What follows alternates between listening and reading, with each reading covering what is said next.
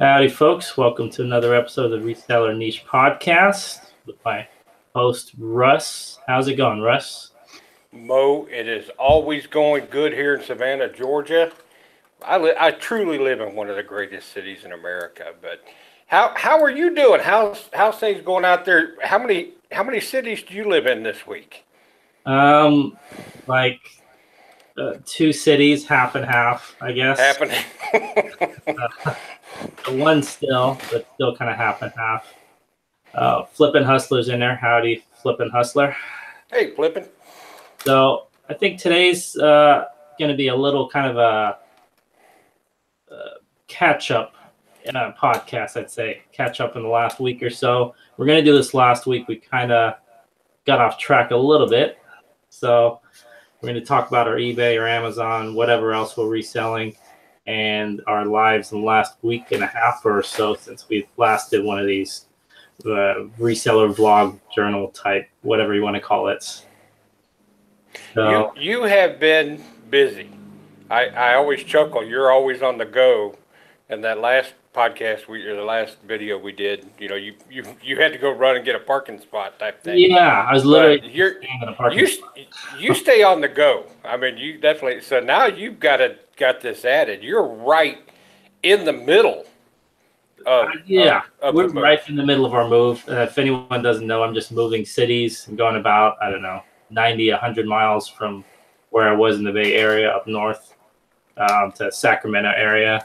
And what's really, really irritating is you have to do a lot of stuff, but you also have to wait a lot, like waiting for appointments, waiting for this to be installed, waiting for that to be installed, making appointments, all that kind of stuff. That's such a time suck. Now I've done both.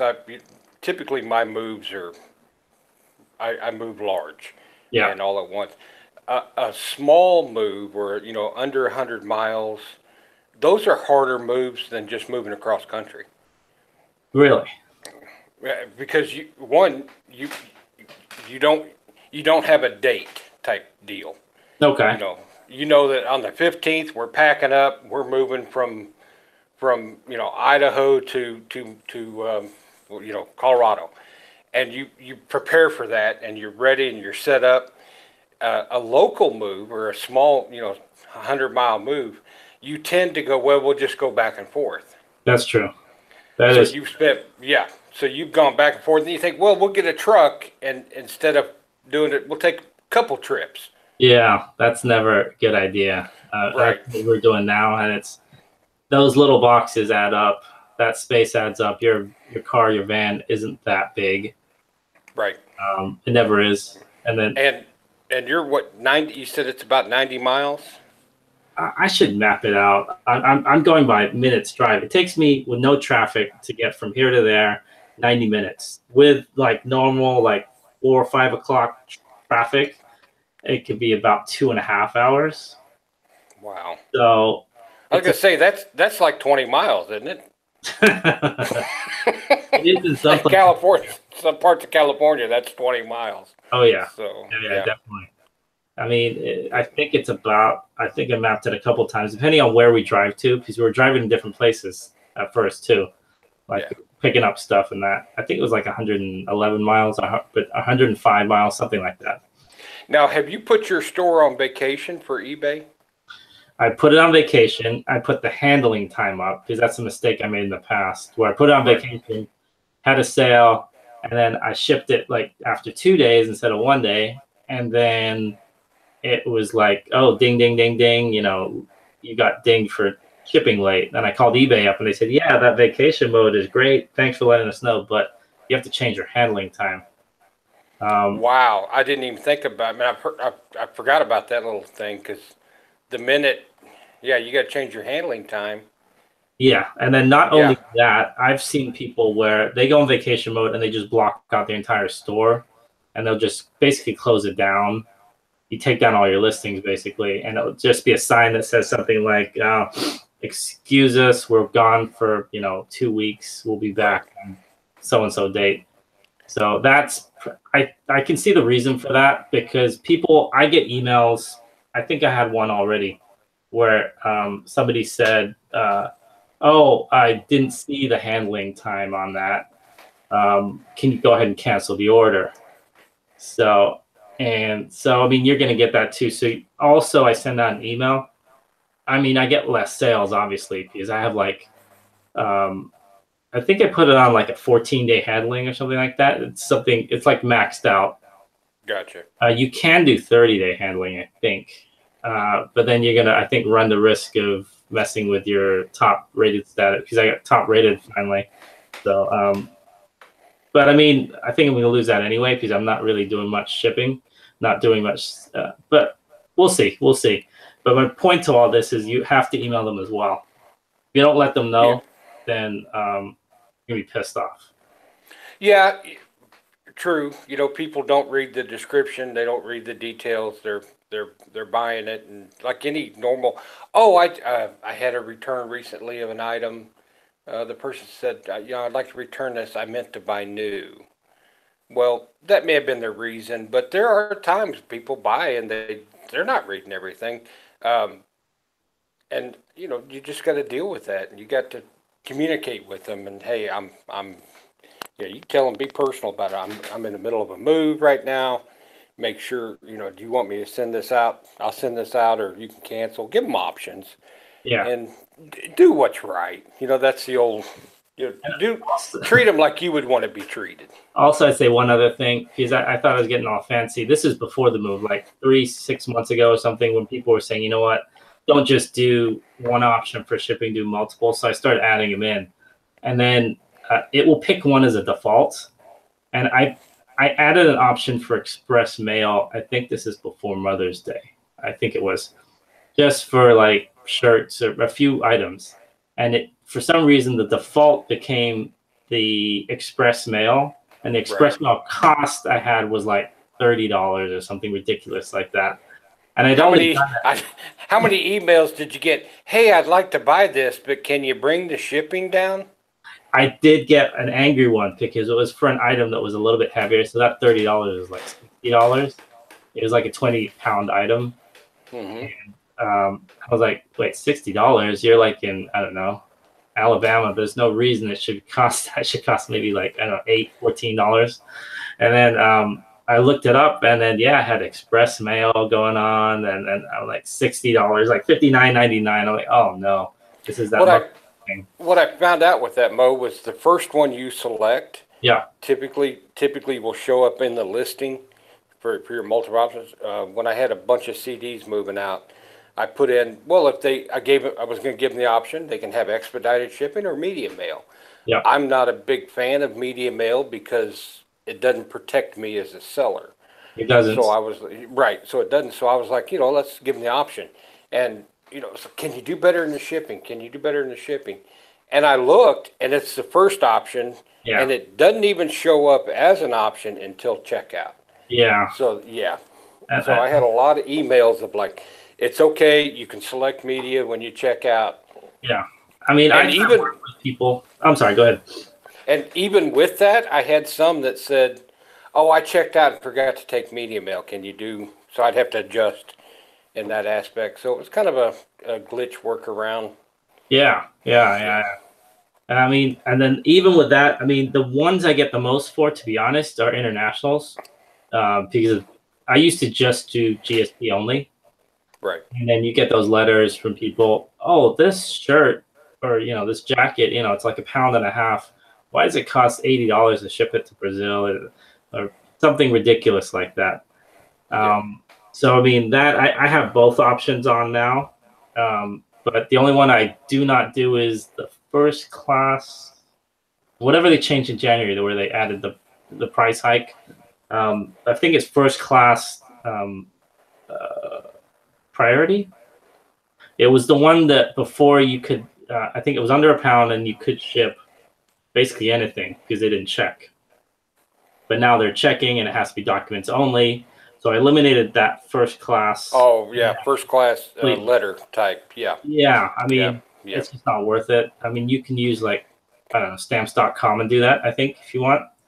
But Now you've got you've asked a special guest come in. Maybe these are some of the questions we can ask him when he I pops know. in. Oh, that's thanks for reminding me, Russ. Devin Wenig, we put the word out for him. Since Jeff Bezos stood us up last week, we asked Devin Wenig to show up today. He assured me that he would show up, but he's a little bit late. So that's why we actually came on late. We're blaming it on Devin. Devin, he's a busy guy. You can imagine. Yeah. He's going to be calling from the yacht, but we'll see at what time that is. You don't get good reception on a yacht. Well, I wouldn't know. I wouldn't know. I barely get good reception from one end of our place to the other. So, yeah, I'm sure they have. He probably bought a booster on eBay or something. Yeah. If you're listening, Devin, get a booster. Hey, speaking of that, I was wondering about something. I actually sold an item to, it was some CDs, sold an item to an eBay employee. Oh. And this person, because the address went to eBay Way in Ogden, Utah, I think, as they have a call center there. Okay. And I was wondering, I wonder if they give eBay employees like discounts to buy. I thought that would be a nice little income generator, because he works at eBay and he buys on eBay. Of course, you're going to support your company you work for. Yeah.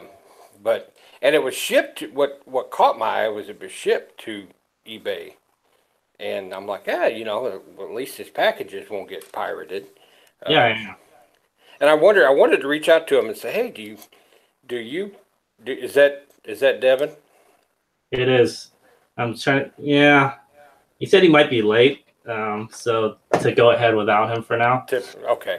Well, we won't ask him about the eBay bucks or something like that. That if eBay employees get discounts, would be I hear it's one of the best companies to work for. I mean, so, I used to know a lot of people because I'm not too far from there. I'm probably 20-30 minutes drive. I used to know a lot of people, especially when I was in college, because I went to school around the corner from there, that actually got jobs there, that were working there. And at first, they used to be this is, I want to say, early 2000s. They were really handing out a lot of nice packages. I don't know if they give discounts or not. Maybe if there's an eBay employee out there that can answer that for us. But yeah, it'd be just interesting. What kind of perks do you get as, because, man, if that's the case, I'll sell to eBay employees all day long. Well, I will say this. I've been to a couple of the eBay meetings that people posted. You might have seen some pictures about it. They have meetups. So the eBay meetup for us, luckily in the Bay Area in San Jose, is at eBay headquarters. So the one nice thing is they have real eBay employees showing up. Like Griff is there. He hosts it. And then there's a couple other people that he'll bring in from time to time, like marketing guys and this and that to answer questions. Right. And they have like food and stuff, so it's pretty nice actually. Yeah, cool. Right. Have you told your Griff story on podcast? Oh, about the door? Remember. Yeah, you talk about. I love this story. Go tell it again, just as. Yeah, I actually met Griff without knowing it. I want to say 10 years ago, and then about 3 months ago, I think I went to one of my first eBay headquarter meetings, and then I was sitting there, and then Griff was there, and we just, everyone. It's only about 20, 30 people, so you go around. Everyone has a name tag on. I was like, "Hey, Griff, how's it going?" We met, and I said something like, "Oh, I said something like I shipped a shirt for you." And he looked at me, he's all, okay. And he said, where'd you ship that from? He thought, I guess it was an eBay ship. I was like, oh, no. It was, I had a shipping store in Fremont. And then he said, yeah, a shipping store in Fremont. And then what street was that on? So I gave him the address. He's all, you didn't ship a shirt for me. You shipped a door for me. And then I was like, a door. And I actually looked it up in my old email. He was right. He was right to the year. He told me, no, that was this year. It wasn't that. It was like 8 years ago or whatever it was. And he knew your name, too. He was like, you're Mo. Like in 3 seconds. I thought he wasn't even listening to me because there's other people around. But he was like, okay. I was completely wrong. But it sounds like he has one of those super memories. That maybe. Because he was talking to like 20 other people at the same time as me. Because he basically runs the meetings there. So Right. That'd be interesting to... Man, I've seen those stories about those super memories. Yes. They will remember what shoes they wore. It's phenomenal. Yeah, well, super nice guy too. And then he has his own. He Hmm. does, I believe, it is eBay Radio, and he hosts that. I don't know if it's once a week or twice a week, but you can check that And out. he has an eBay store. You know, they Yes. do promote Yep. within eBay you know, how smart is that? Well, he You does have know a that. store because half the time when he's doing the presentations up there with PowerPoint, he pulls up his own store and he's we should do this and this is Yeah. tips and tricks and all that. Um, So getting so, getting good. So you're in the middle. When do you think you're going to be completely back on track, or have you got a target date? okay, it's literally the kids' last week of school right now, Yeah. and then so they're done. So the question is now because where we're going to, they have what they call year-round school. So we didn't want to sign them up until they were out of school here because didn't want them to say, you know what, they're show up for school on Monday. We wanted to give them a little bit of a break. Right. So we'll probably go up there. I don't know. We're going up there this weekend. So maybe Monday we'll sign them up, see when. So that's going to kind of determine everything. Gotcha. Basically, my schedule is their schedule. That kind of happens. Yeah. When you have them. So what kind of now you've had your office and you've had your space. Are you Yes. conglomerating? Is everything going to be now on Well, your property location? yeah, basically, I've shut down my office. It's been a little bit over a week now that I've had no office since I think '03, I think it was, or '04, something like that, which is really weird. And then on top of that, I moved everything into right now. It's in boxes and bags and everything. So the whole thing is that I'm going to move everything into the garage of the new place. And I was planning to make a video about that last Sunday, but then ended up forgetting the keys when I went up there. Uh, Well, I'm not laughing. I'm not laughing at you, Mo. I'm laughing with you. I So, can laugh now. I was so pissed off. It was like oh, Sunday, that's nothing. one of those you just go like locking your keys in the car. You just It go, was. I'm like, oh great. I mean, oh. I could go But you home. know, but man, everybody does it. The funny thing is, I called my cousin. He's at UC Davis, which is like a 20-minute drive away from there. And then so he's all, oh, okay, I'll come over. And then he like 25, so he's all, okay, let me see if I can scale the wall. I'm like, scale the wall? What are you, Spider-Man? I mean, oh, it's hilarious. So, And so then there was no. All right, now, do you have a basement? we do not. California Okay, typically doesn't have basements because of earthquakes, I think. makes sense. I Yeah. think older homes do have them, actually. I don't want to say that I have heard of basements in California, but I don't think they make them anymore. Um, I don't know if that's an earthquake requirement, but we do have like the garage I like. It's what they call a tandem garage. So it's a three-car garage, but it's not three side by side. It's two in the front and then has like a back spot. So it's kind of like an L. Nice.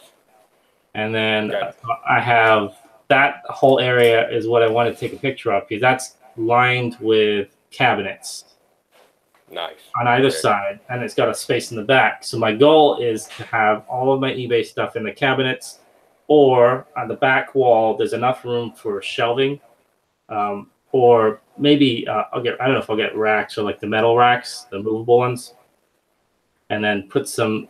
And if there's enough room, I don't know yet. I think there is. Set up one corner for picture taking, or I might have that in the front. Um, Gotcha. Yeah, it's hard now because we're basically like loading up with stuff because they had to redo some of the carpet, so we couldn't have anything inside the house. So it's all in the garage right now. Right. Yeah. So you're more the appointment stuff. You're waiting. Yeah. So my goal is to have it all there within an arm's You know, reach.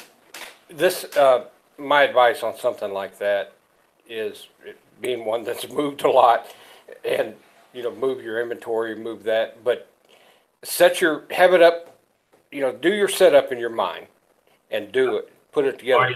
But but make it to where it's flexible.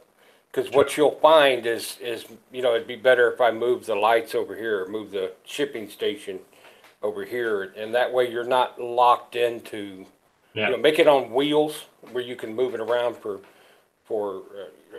different areas? Because you'll adjust. You know, you'll figure out and adjust. And what I so like. how's that commute change going to affect you as much? I mean, instead of going to the office, you're going to go out to the garage. Yeah, it's a little weird. I've been doing it for the last week or so here, but here it's just a mess. It's not organized. But I think that's going to help. I just need to organize my time a little better. I'm actually, I think, better when I have a few things set up to do. Like with the kids' schedule, having, okay, I have to be there at 8, I have to pick them up at 3, or whatever the time is. Right. If I have something, stable, that's good. I'm finding out in the last week that when I don't have that, that's a really bad thing. So I'm kind of setting myself up, like I pretend that even though I don't have to go to the office, I get up at the same time. I eat breakfast at the same time. I prepare the night before, which isn't much, just write down a few things I'm going to do. Right. Right now, like I said, the annoying part is your schedule is not only based on not your kids, but it's also based on the people that, the handyman that's kind of come in and change the locks and waiting for that kind of stuff. So that's what's annoying. And then plus being 100 miles away from that. But I mean, that's temporary, I guess. So when I get down there, I think the first thing is I already got this. Actually, I should have brought it up here. I got a giant, like one of those pen boards, like a dry erase board. Right. Right. Put that up behind me, and I'm just gonna have simple like 1, 2, 3, 4, 5. That's the old computer analyst coming out in you. I have to do that. Give me a whiteboard, and I can figure. I'll flow chart everything out. Yeah. Nice and simple. And then I can't cheat with myself if I have it written down. And I always used to say, oh, why do people write that down? And I used to always see my brother, and I had a friend. And the funny thing is my friend was super cheap. So he would always write these little slips of paper on the little, they would give us these notes to get our lunch with in high school. And then he would rip them in half because half of it was like blank. It was like beige paper. And he would write 1, 2, 3, 4, 5. And he would stuff it in his pocket. And every single day I'd say, pull it out. And this is in high school. And I'd say, 1, get, history book. 2, talk to so-and-so teacher. And I'd always ask him, like, what is that? He's all, this is my to-do list. And a little scrawled, like handwritten with pencil. But I'm like, that stuff works. I mean. Oh, yeah. Yeah, you can definitely get. What kind of the things are you wanting to? We kind of talked pre-show about like when I did, especially this last one because it was such a drastic. We had 0 inventory. So I kind of had an ability to fix some things that I wasn't doing correctly. What are some of the things you're looking to improve on that a move helps that with? Yeah, well, number 1 is inventory system. What I did a year ago is I inventoried everything in the bins, but my office is set up in a way that I couldn't fit 100% of the stuff there. So I had it split between half in a storage unit, and then that works great in theory until you actually have to go to the storage unit and get something. So I have to inventory everything in a way that it's free flowing in the sense that 1, you can't put all black shirts in there. It has to be something I can constantly change. So like bin number 1 has items 1 through 30, not necessarily jeans 1 through 30 or, action figures 1 through 30. It has 30 items in there. It's using the slot system. Exactly. And, when Amazon was approached, or when they show their inventory and they, you can have multiple of items in one little space. And it's never set. That's really the best inventory because once that slot becomes available, once that item sells, that slot's available, you need to fill it back in. Yeah. But it's harder on a small scale. Oh yeah. To track it. Yeah. I want to just cut to the chat really fast. Got a couple questions I don't overlook. I got Flippin' Hustler, Violi, and Ryan Lee, and YDTS Reselling Solutions. Flippin' Hustler was saying that he's born and raised in West. Oh, he's talking about moving. He's moved from Colorado, 957 miles north.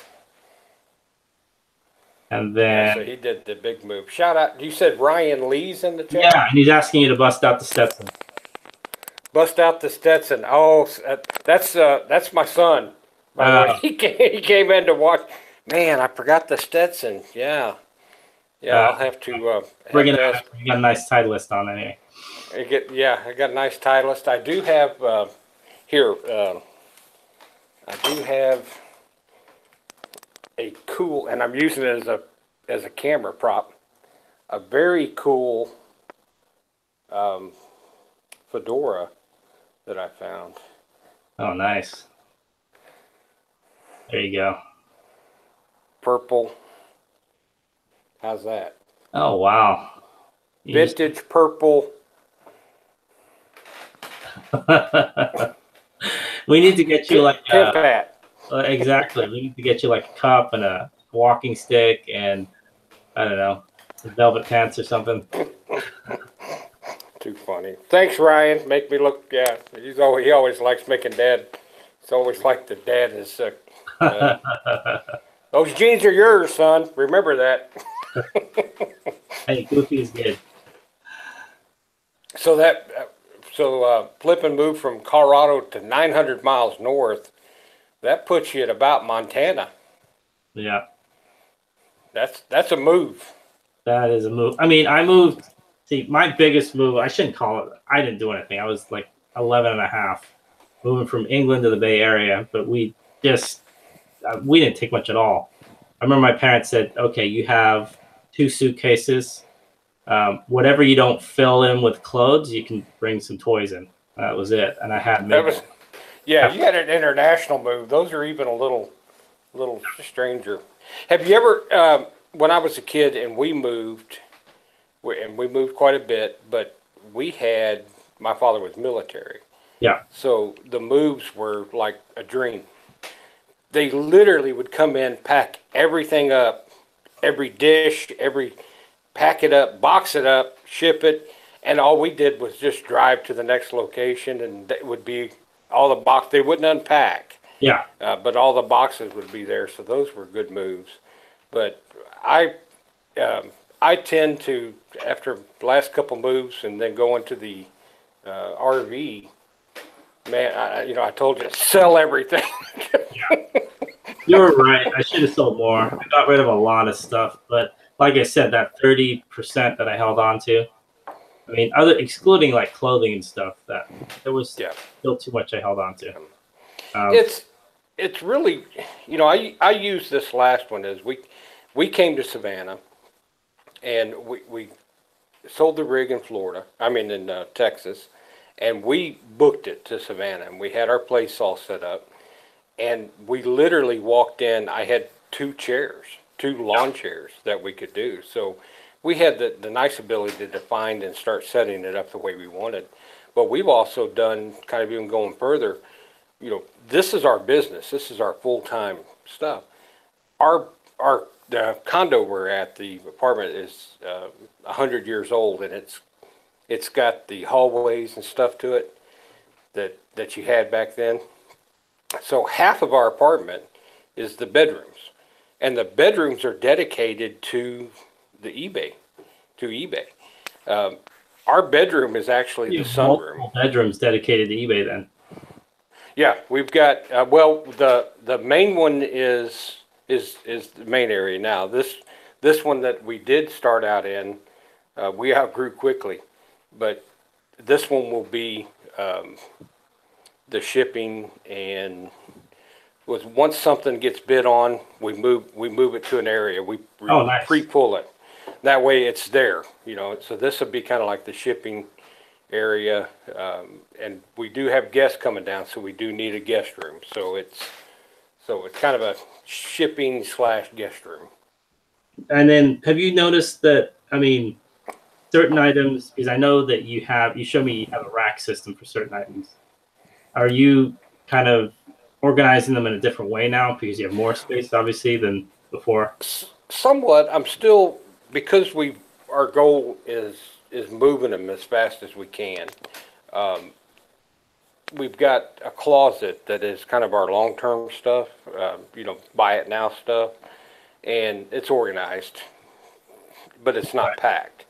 But our stuff that we know is going to move, we get it ready. It's kind of prepackaged, and trying to save on time like that. But like when I did the Tandy leather group, that was in its own bin. But we knew the items were going to move. I mean, it was just, they were on auction. And then the military stuff is kind of a mix. We've got a mix of military on buy it now, and then a mix that we're getting ready to dump a bunch on auction. So that'll kind of be mixed. So we do kind of separate. I have to separate areas out in my mind, because then if it gets too, if it's too mixed, it gets frustrating to me.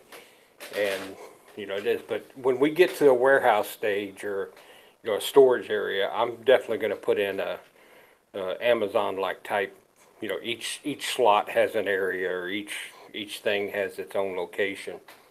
Much like what Chris does, he's kind of got that where when he pulls something, Chris, 10K on the Bay, when he pulls an item, he can replace it with another item, and the inventory number is now available again. I think with that, I'm going to have a slight tweak. I'm going to have categories, in the sense that I'm not going to have jeans with action figures, or like records with, I don't know, healthcare products or something like that, whatever. So I'm going to have them grouped together, but like clothing can be, depends on the bin. And then like action figures or toys, maybe it's one thing. So I have different sections. I'm wondering if I don't know if I'm going to do color code, because I'll probably just mix it up. I'll probably just have them in different areas. It's the easiest way. That makes smart, and that kind of goes back to the analytical side of us. We like compartmentalization. Yeah. And I think that's why I don't do like Macari mixed inventory. Yeah. Because I've got to departmentalize to really grasp the entire. The people that don't, I envy a lot of times, because they can they can throw it all together. I can't work that way. I mean, yeah. I mean, I still haven't 100% figured out my system, because I wish I had taken a picture of this first. It's half, like, just imagine it kind of looks like a kitchen in a sense, but because it's got, well, a kitchen with cabinets on one side. Cabinets on one side. Think of one car space, basically. So it's cabinets, like full length 6-foot cabinets on one side. On the other side, it's like a bench. So it's like the cabinet split in half. So I have a bench area. And then so it's like a half cabinet, like a 3-foot off the ground. So I put stuff in there. And then above the ground, above the split, there's more cabinets running along. And then I have storage on the top of both of the cabinets, which is about 10 foot high, I'm guessing. And then, so the goal for that bench area is to have a mini picture taking for smaller items. Mm-hmm. Maybe if I can fit, I haven't measured the height. I'm guessing it's, I don't know, less than 2 feet, maybe 18 inches. And if I can fit one of those, just like a picture taking for smaller items, like a light kit there, that would be good. Also, if I could do testing, because one thing I like about it is they set it up with, I don't know if they're called, not pin boards, but you know how it's like a tool. It's like white, it's got holes in it, so you can put all your tools in there. Pegboard. Yes, exactly, a pegboard. So I can put probably a small TV and maybe like a Nintendo or whatever I have. I have 3 or 4 systems, so I can set those up. So depending on the space, testing, exciting. Gotcha. Now, have you started sourcing up there yet, or started? I haven't really done any sourcing. I've scouted out where to source. Mm-hmm. I've sourced there about a year and a half ago, maybe. And then, so I haven't done any real sourcing in like 2 weeks, which is terrible. And then, so I've been doing a little bit online. I'm planning to go this afternoon. The kids' schedule is crazy. They have something called a super minimum day, which means I drop them at like one time in the morning. Drop them at 8, and I pick up one at like 11, and then one at 12. Super mini days. You drop them off. They walk through the building. You pick them up on the other side. Exactly. Boom! Like, we got a school day in. You just wait here. Don't leave. Drive around the back. You circle 3 times. Nope, you've only circled twice. One more time around, you can pick a kid up. That's crazy. That's crazy. Have you got into the local groups on Facebook? Not in the area yet. I'm a little hesitant to do it until I get up there, because Gotcha. I'm the kind of person that if I don't want to look at something I can't do or can't see. Like, for example, if I'm on vacation, I don't want to look at a great event on the last day unless I can actually go to it. Because usually when you look up stuff, you're like, oh, okay, next weekend. Oh, we're gone then next weekend. That kind of pisses me off. So I'm gonna probably scout it out in the next week or so, because we're still going to be here for a little bit. It's like a week. Right. Try that, Mo. I tell you, one of the things that the scary part, and when I brought up sourcing, was, scary part of moving to a different city is, what am I going to be able to source? Yeah. And we spent a couple weeks, hunting and going. Of course, garage sales are always around, but you got to make sure you hit the right areas. And what I found out, and I've really been hitting it hard just this week and getting a lot of response. I'll post in those buy-sell groups, I'm looking for this. I'm looking for large lots of golf clubs. Yeah. And I get responses, because it goes back to the fact that majority of people not majority. There are people that are overran with stuff. They don't use it anymore. They don't want to hassle with it. They just want to get rid of it. Oh yeah. And and you're going to find those. I was talking to a gentleman this morning. He had a couple of military items, great looking items. He wanted retail. I showed him I told him what I could offer. And no, you're going to run into people like that. I was real hesitant about putting the word out that I'm a buyer, and because I would think people would be like, oh, you're a buyer. You're gonna buy this for $1 and sell it for $100. But they don't. I mean, I bought a lot yesterday. It was what I call a smaller lot. It was 3 garbage bags full of stuff. And the guy said, make me an offer. And I went, $20. I said, well, here, I got 21 in my pocket. And he goes, sold. He just wanted it out of his garage. And he didn't care. I could have said $3, but so hit those groups like that. And some of them they're funny as all get out too, because they're neighborhood, like here it's called neighborhood open chat, and they'll post anything and everything in those. I mean, it's hilarious. It's you see so. I haven't figured out because when you live in an area we're in a suburb, but it's of a metropolitan city. So you have to figure out where the pockets are, where are the affluent neighborhoods, where are the places you should probably avoid, But at the same time, some of those places, those downtown areas, it's not that they're maybe not affluent. It's that those people are maybe younger workers, or for example, like downtown San Francisco.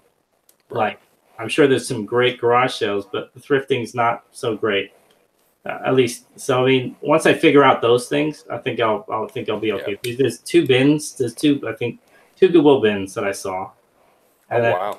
We're not actually that far from Reno. Even I don't know anything about Reno, like thrifting wise, but I think it's about 2 hours, maybe 2.5 hours. That would be a decent place to hit the pawn shops, because there's always in and out there. Something I know nothing about. I've been to like 2 pawn shops ever, and the pawn shops that we have in the Bay Area that I've found are kind of, everything's behind. You basically have to talk to the guy. You walk in. It's like walking into a bank almost. Yeah. And everything's behind a grill. And you say, oh, can I take a look at that? And you're pointing at everything. That wouldn't be a conducive. Yeah, I'd be out of there too.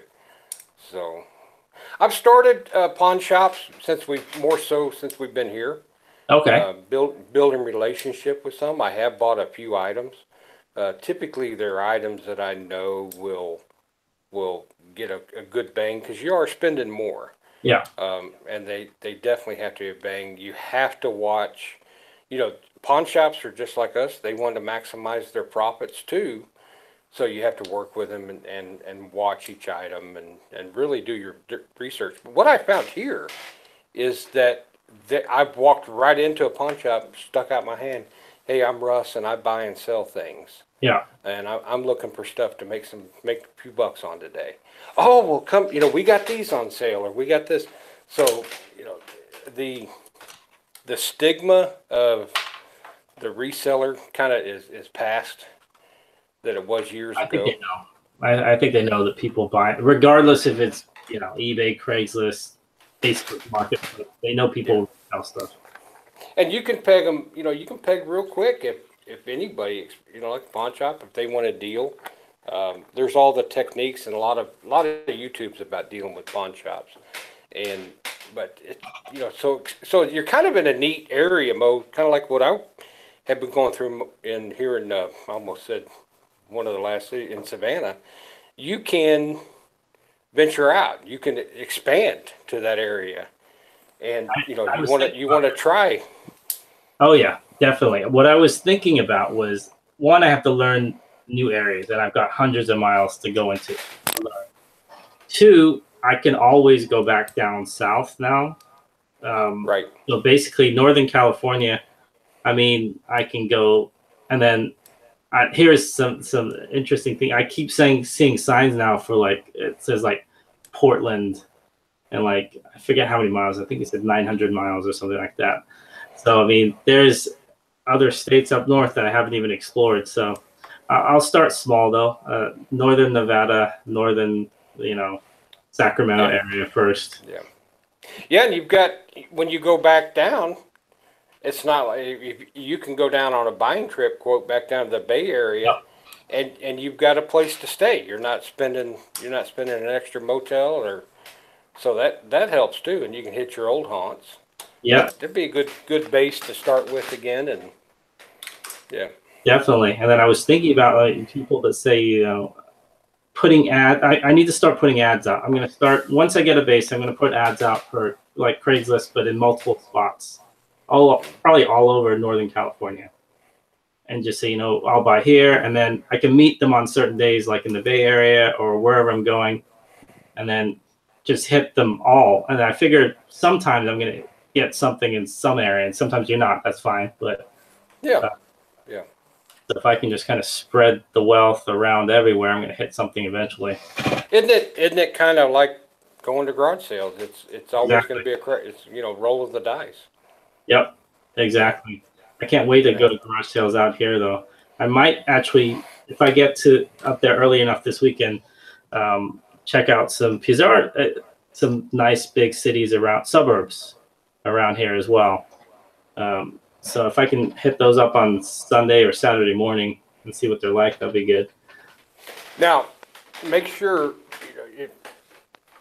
in the South it's not as much, or kind of Florida sometimes, but make sure, since you are in California and Sacramento is the capital. Yeah. So you've got you've got a lot of your lawyers and your lobbyists, the politicians, everybody in there type area. So make sure you wear some ratty old clothes. Yeah. Go buy you a little junker to go around. I mean, just and lay it on thick, man. I mean, bring the kids, have them kind of little popsicle stuff around, and then go, man. You got anything you can just give me? Just start knocking on those mansions. We'll see. That's not bad. My son will be good at that. You just bring the kids. Make it. There were, I've known resellers that have a car for garage sales. Just so they don't stand out. Yeah. Yeah. So they don't look like, because they're buying. They'll go in and buy half a garage sale out, and so helps the price. So you got, how many people? I didn't look up the numbers. Are you in Sacramento? Are you 500,000 for the area? 1 million for the area? Outside area. Let me see. In the suburbs. I mean, let's see. look it up real fast. I would typically a capital can be small, but it can't, because it's always kind of off the main grid anymore, or off the main. Actually, you're not track. off by much. It was It says 2010 census 466,000. Is that the city or the metro area? That's the population. The urban Sacramento. Yeah, I mean that's including the 7 counties of it. Okay. The metro area. Actually, no, I am wrong. The urban Sacramento area has a population of 1.4 million, while Sacramento metropolitan, which includes all 7 counties, so 7 counties, 2.6 million. Okay. Sacramento City is 466,000, so it's a pretty big. That's a big spread. Yes. Yeah, 7 counties. Typically, they're larger counties out there, so yeah, that's kind of a big spread. 3 million in 7 counties is where you have like St. Louis, where Shane and those guys go up. There's 3 million in the metro area, and we're talking like 2 counties. Yeah. So yeah. So you're spread out a little bit more up there. So what else? What else has been going on with you this week? Well, it's funny. We've been pushing real hard since we hit the ground here in Savannah, and just this past weekend, was it last week? I kind of just said, I ran low on inventory, and we hit the garage sales. I didn't find too much in garage sales, just a little bit. The thrift stores here are kind of the typical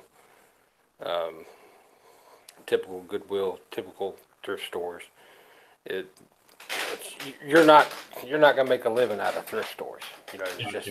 You can't here. And so we kind of slacked off, and now I'm seeing the results of that. The past couple of days, the phone has been kind of quiet, and that's that time that's that scary time of, oh God, is it, then your mind starts going, is it the slowdown? Is it finally hitting us? Is it? And you just go, no, we just need to get more inventory. We need to get more things listed and more things going. So it's been nice the past couple days. It's starting to hear people bidding on things right as soon as I list them, and so that's good. And I will probably get overran. I put the word out on the local Facebook group down in the area where one of the bases is. Yeah. Excuse me. And I did an ad, like, I forgot what I put. Hey, I'm in search of those pesky uniforms and gear that's taking up space in your garage.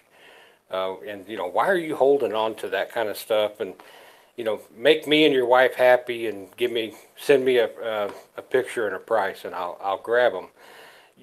Dude, that was this morning, and like 6 wives tagged their husbands. Wow. Yeah, it was. I hit it, buddy. I mean, it was like they were tagging. Like, do we have anything?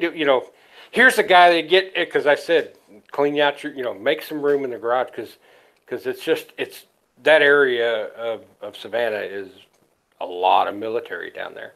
Gotcha. And everybody I ran into, they hold on to it because they do.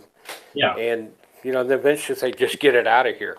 So there's been about 4 people that said, okay, when I get home, I'll send you pictures.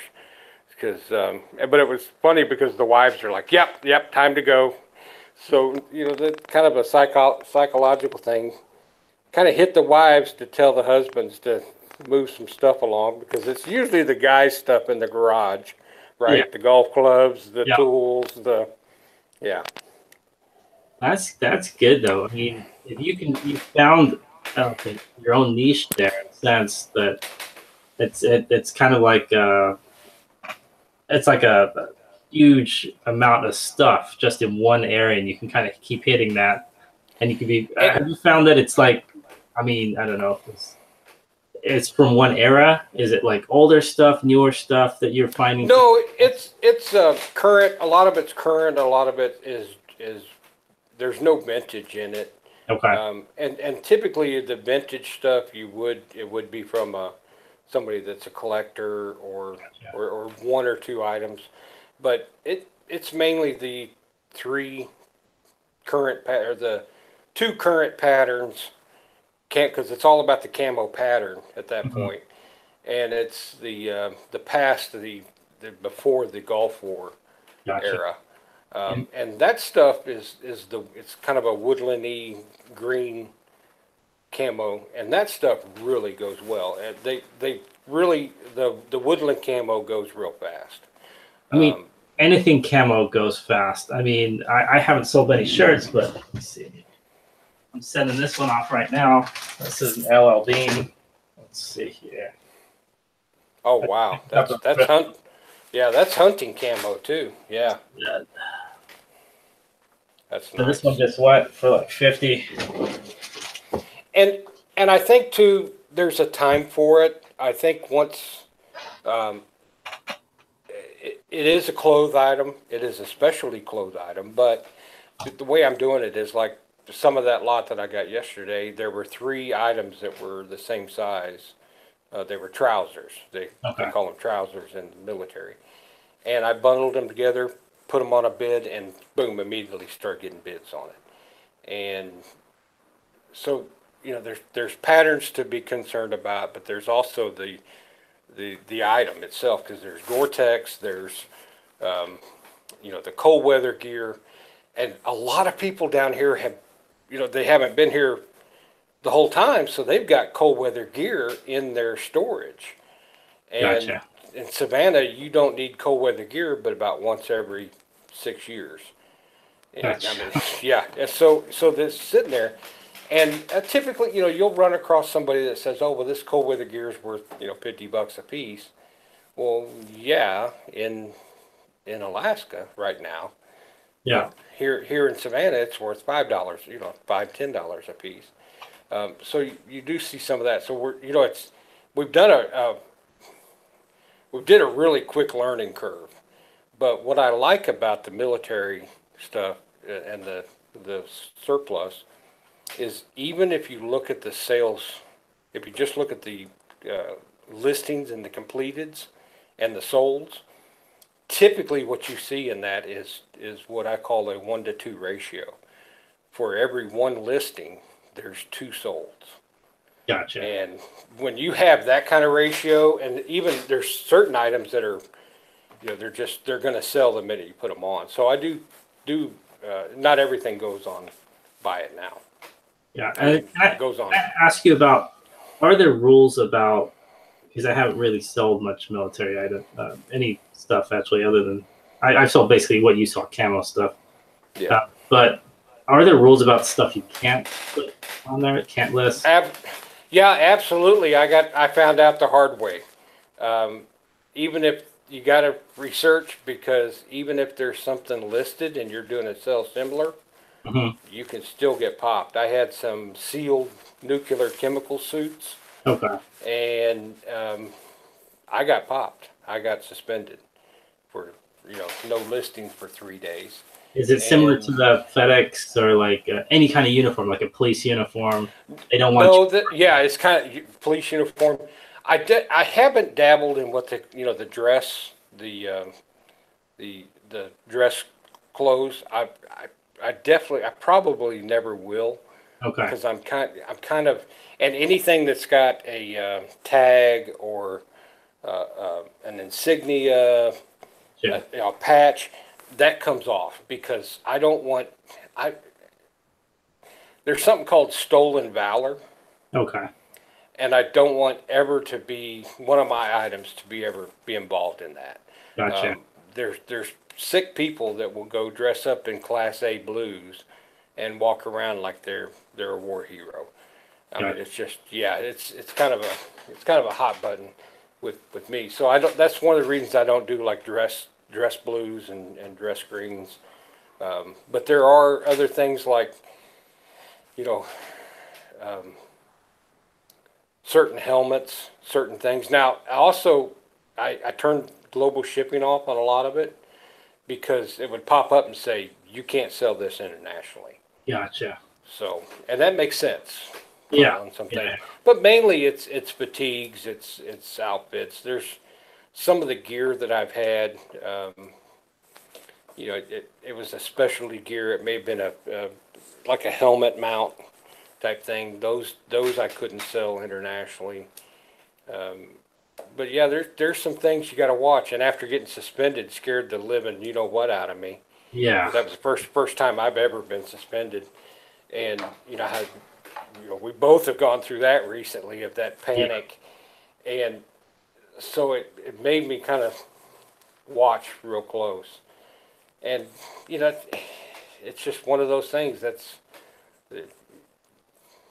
I mean, it makes total sense. I mean, yeah, impersonating somebody else, trying to do who knows what just because they found a jacket or some with a lapel on it on eBay. yeah, with the right with the stripes and the yeah. Exactly. So I kind of do that, but most of it is not. Um, you know, Carol and I talked about it pretty much at length one day when we first started getting into it, because we were like, well, we wouldn't want this to be used for anything bad. Yeah. And that's typically not your buyer. We had some gas masks.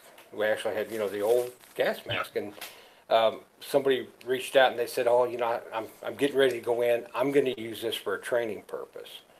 And hey, cool. That's and so you see a lot of the stuff is the FR clothing, which is the fire retardant or the fire resistant. I'm sorry. The FR clothing, a lot of that is used in, like we wore FR clothing out in the oil fields. So the oil fields, we've sent quite a bit of stuff to Texas and North Dakota, Okay. because of North Dakota's got the oil fields up there and they're starting to ramp back up. So yeah, so it's kind of you've got to be concerned about it, but it's common stuff. They get there's a lot of it out there. So I remember. I mean, I don't have much experience with it. I can just remember when I was in elementary school, and this is in England, we would have a lot of people. See, when I was in elementary school, so a lot of the people that are teachers, like older people, they lived through World War II as children, and then they would come in, and every year they do a presentation, and they'd have all this stuff that they had as like gas masks, all this yeah, stuff when they were getting, in the middle, in the thick of it. So then they would do a presentation and they would show that stuff, and it was literally sealed off. It was like, but it was, I couldn't imagine selling that kind of stuff. Some of that stuff.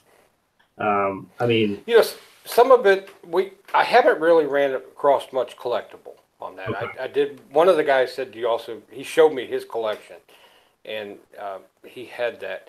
I think as long as it's used as a historical value, and it's also revered, it's like selling a flag, an American flag. exactly. Um, you know, you show the respect for it in the process.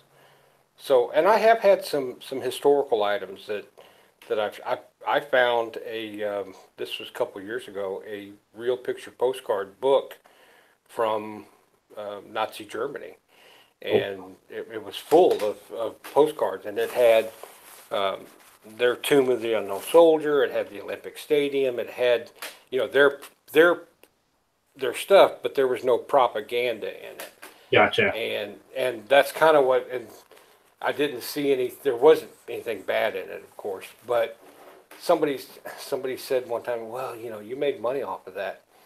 It went to somebody in England, and he said, because when he asked about it, what are you going to use it for?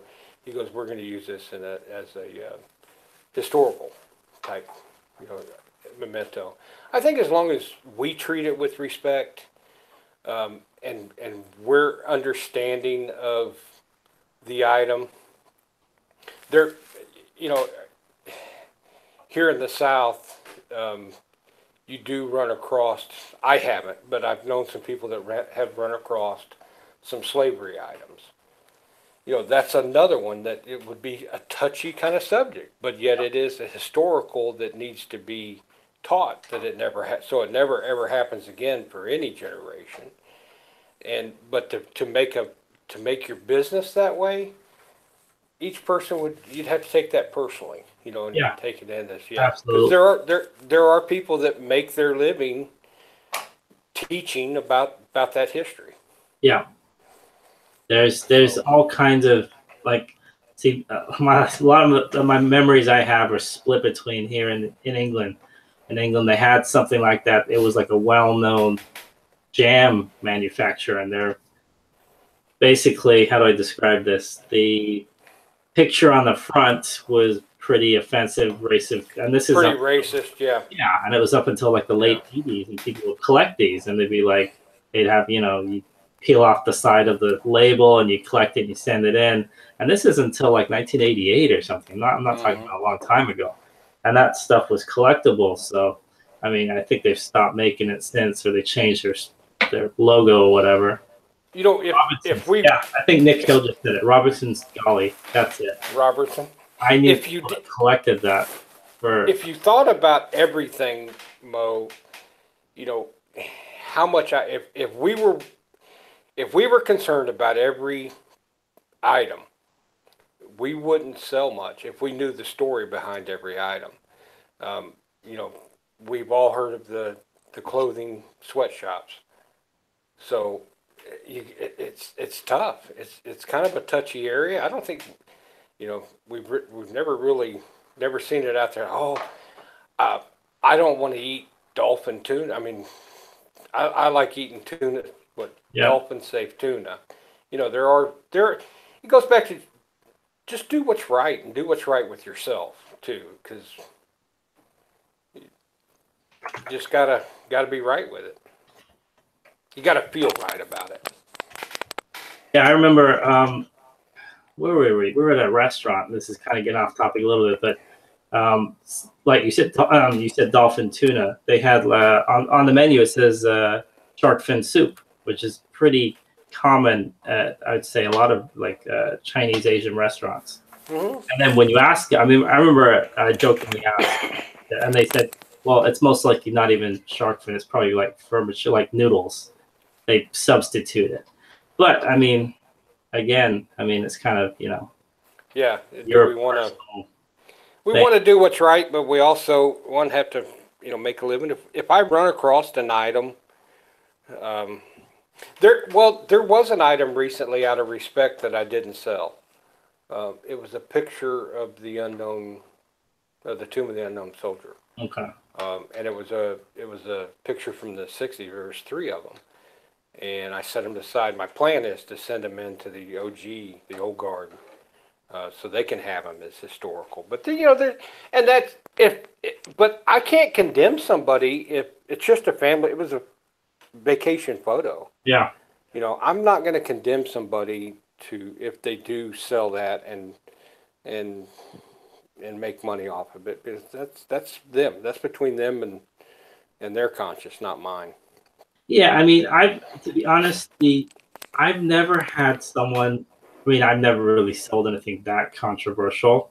Not because, to be honest, I just haven't found anything. But I've had the biggest complaints I've had are about silly things like you're charging $50 for something you can buy for 25, something like that. So I mean, I would say the closest I've got to that wasn't actually genuine items. It was toys that were made about like the World War II Nazi era, for example. Okay, now I remember. It was a board game that was about. It wasn't Hitler. It had one of the other generals, and it was a newer game. This is like 2013, 2014, but it said Nazi Germany, warfare game. It was like a card, like a Dungeons and Dragons type game, like a board game, and that got pulled from eBay. eBay flagged it. And they said, "Oh, you can't sell Nazi memorabilia." And I went to them and said, "Well, okay, thanks for letting me know, but this isn't that. This is a board game. It's sold at all over the U.S." They said, "Yeah, sorry, I got flagged because it said Nazi in it." And I get that. I didn't argue with them. I just asked them, Right. why did it get pulled? And they said, well, that word Nazi got flagged like that. So it makes sense. That's the closest thing I've ever had to something that's kind of controversial. And and both sides, I could see both sides of that argument. It can be controversial, but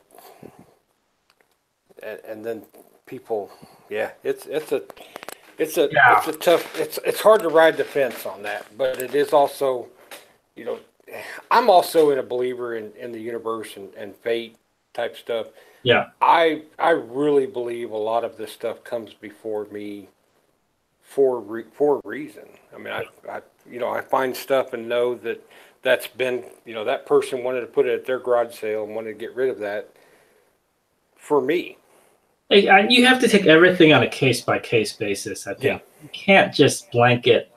Don't do this because that is this, and don't. I mean, you can't. you don't. You can't. Yeah, like Nick And Hill is saying in the chat. See, some people took offense to the German World War II pictures I bought to resell. I see them as historic items. I have no problem selling them. Yeah, I mean, yeah, I've seen a ton of World War II pictures of all kinds, like guys sitting there in the barracks, smoking a cigarette. Scenes of like other stuff. So I mean, the mundane of it. Now, if it's showing some of the atrocities of anything going on, then you have to have some more. You have to have some self morals that say, that's not because see, here's the you know. thing with that, because I was in shipping a lot. I would go to auction houses, and I'm not buying or selling. I'm just shipping their items. They're out of country, out of state, whatever. And I would see all kinds of things that you can't sell on eBay that are getting auctioned up for hundreds of thousands of dollars. Right. Paintings of exactly what you just talked about. Sometimes pictures taken. There was a picture. It wasn't even. I don't think it was. It was like Vietnam era, I think, but it was of atrocities. It was like a set of different pictures, and Yeah. somebody who knows who bought it, and I didn't even ship it. I was just sitting in the auction house watching the screens go by, and they're saying, item 452B, Vietnam pictures, blah blah blah. And people are, and so I mean, what are you gonna say? I mean, You just, personal yeah, preference. you Um, you you kind of you're not have to. justifying it by. At the same time, I totally get if you don't want to touch that with a 10-foot pole. I get that too. Right. And there's some things we definitely have to stop. There are things, Mo, that I feel if I see somebody abusing somebody in public, I will step Absolutely. in. Yeah, And I've gotten in trouble a couple times because I do step in. So, because if ever, the police will tell you don't step in at a domestic dispute because they'll both turn on you. yeah, And that's yeah. But just sometimes just saying, hey, don't do that is enough to stop. If a child's being hurt, I'm gonna step in. So again, the morality of it. If somebody I know is selling something, I think I need to step in. I definitely would say something. yeah. But but typically, yeah, it's a strange subject. Kind of, well, we got off topic, but it's a good subject No, it because is. it is. Yeah. I mean, because right when you were talking, I was trying to think of strange things that I've sold, and I've actually had more strange things that I've shipped than I've actually sold. Like I said, with auction houses, Yeah. like I've had, for example, Well, look at that. Think of that shirt that I showed you. That sweater. That oh, yeah, the yeah, devil thing. the devil shirt. I wish I had a picture Uh, of that.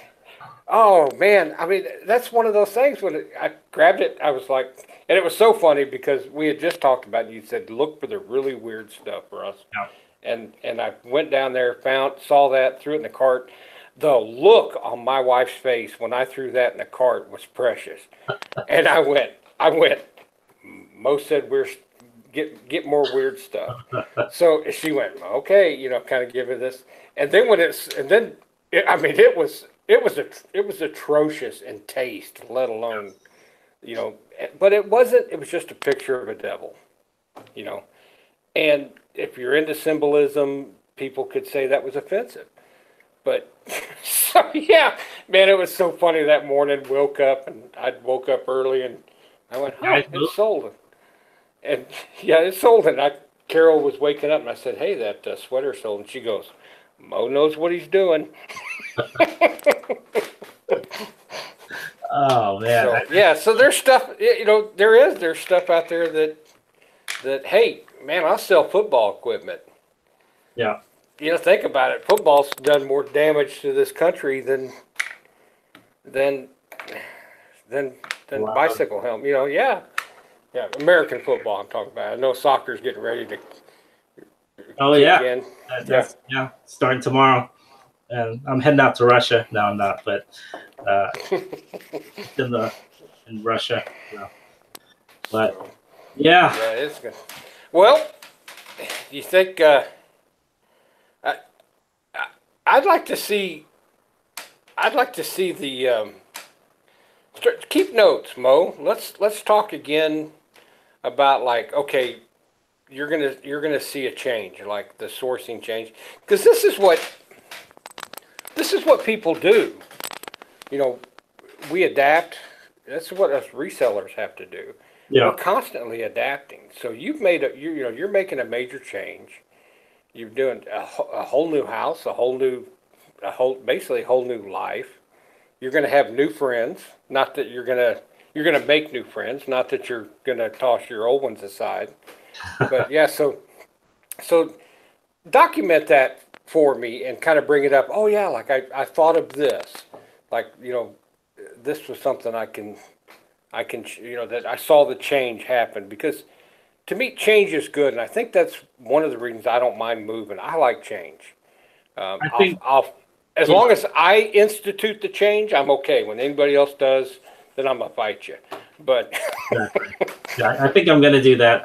I'm annoyed the last 2 times I've tried. I didn't get internet. I couldn't get Instagram. I took some pictures. That's what I did. I was hoping for some video. So I actually set up Comcast today. It should go active.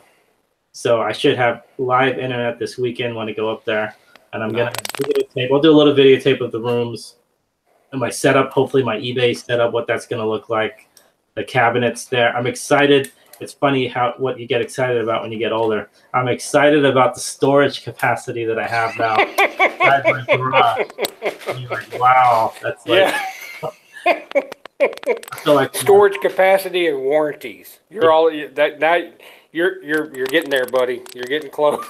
Yeah, and that whole minimalism thing about now, if I could just be with like a duffel bag and my set of keys and like my cell phone, and then that would be the best. Oh, Nick was asking where we are.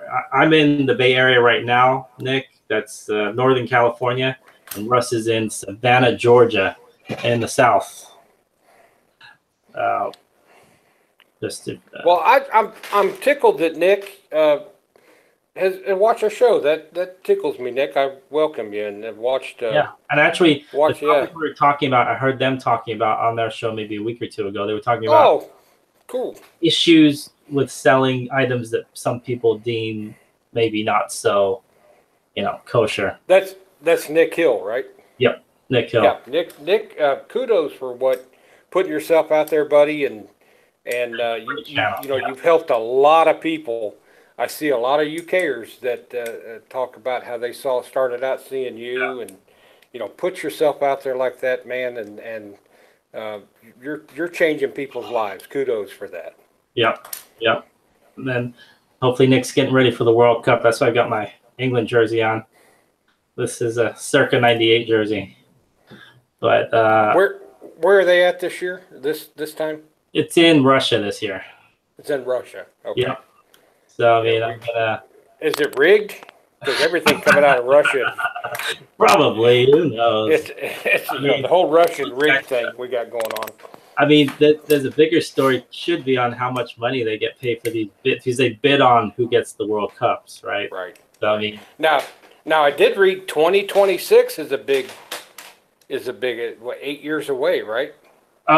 Yeah, that's where I haven't even checked the news. I think it might have already been in. They said U.S. got it. Oh, they said they got it? I think so, yeah. Oh, okay. I didn't even check. I saw a friend of mine on Facebook had a blurb. He said, 2026 U.S., I can't wait. It's split. Oh, we got Celtic traders in here. Hey guys, how's it going? Yeah, it's gonna be split between the U.S., Canada, and Mexico. That's gonna be. I'm pretty sure it's a three-way bid. Oh wow. That's like the first. I think that's the first time ever that three countries have been part of it. Yep, U.S., Canada, Mexico. That's gonna be interesting. Have they said the cities that it's going to be in, or? I'm sure they have a list already. If we can look, let me see the U.S. I bet if I look it up, see U.S. and we're really going off topic here, but no, we're not, because topic. So be prepared. 8 years is we should be prepared enough. Get ready. Because I used to go, and I used to be one of those guys that I didn't follow England the way where they played, but I would follow Manchester United around the country, and I'd watch them play in different cities when I was a lot younger. But this one, the interesting thing about this is let me see. Maybe they'll do different groups. Like if you're in Group A, you're going to be in Mexico. Or you're in Group B, you're going to be in Canada, or something like that.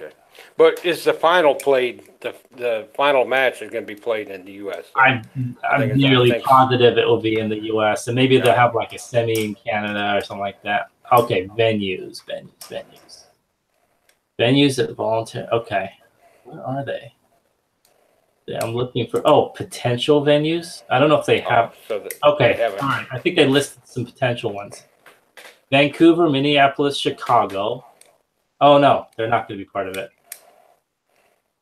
Oh, Edmonton, Montreal, Toronto. Those are the three Canadian ones. And then the U.S. is going to. Mexico is Mexico City, which makes sense. Monterrey and Guadalajara. Those are huge stadiums. You're talking about like 90,000 one of them. And then the U.S., of course, has the most.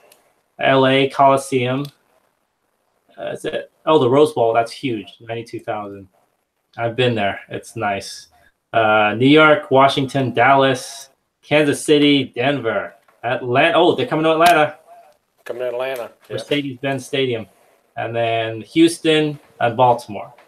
Wow, Seattle. All over the country. I don't know if these are set venues or prospective, but they're all over the country. I don't know how they're going to. That's crazy. Wow. That's smart. That's real smart. $2. To go to a lot of matches, you have to spend a lot of money on flights, but man, that's smart of them. They multiple cities.